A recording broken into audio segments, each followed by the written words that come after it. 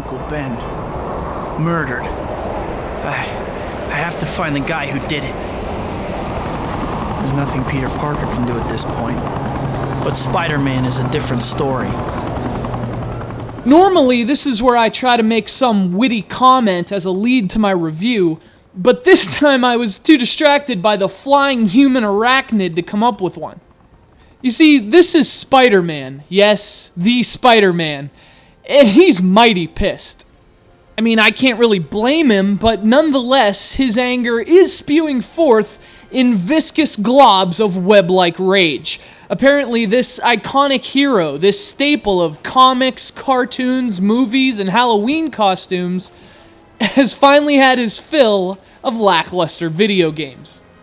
Seriously, I'm not even controlling the game at this point. Spider-Man has assumed direct control, and he wants to know who's responsible. Yet, even with his spidey senses, he isn't getting much further than beating up random dudes. Thank you so much. You saved my life. Don't worry about it, lady. I gotta go. Wait, before you go, I lost my purse on one of the rooftops around here. On a different rooftop? Yes. Different from this one? Yes. Are you serious? Are you taking some kind of tour of city rooftops? Yes. Okay, whatever. I'll find your purse for you. Thank you. I mean, he's obviously blinded by his own rage, but who could possibly be responsible for putting such a legendary hero into so many mediocre video... Oh boy. Well, yeah, while he takes care of that, let's take a look at the source of his rage. This 2002 release is loosely based on the first of Sam Raimi's Spider-Man films, but as you might expect from a movie tie-in, this decidedly average game never gets very far off the ground.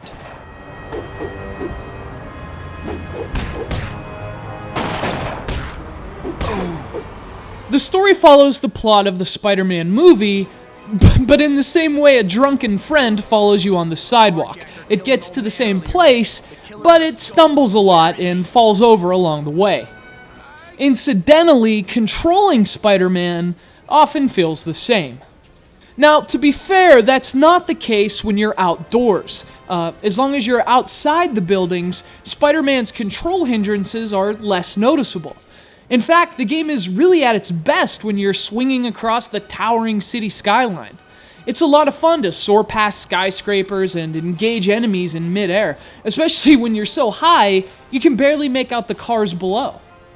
And to its credit, Spider-Man creates a sense of elevation. It does a nice job giving players the awesome ability to swing through the urban jungle. Of course, once you step indoors, the webbing starts to peel. See, Spider-Man is less nimble than you might think, and controlling him in narrow corridors like hallways and vents can be a bit frustrating. When he's grounded, Spider-Man actually feels a bit stiff and awkward, a far cry from the agile hero he's supposed to be. The combat isn't much better either. It's mostly comprised of button mashing typical of the most repetitive three-dimensional beat-em-ups. I mean, it's not broken or anything, it's just boring.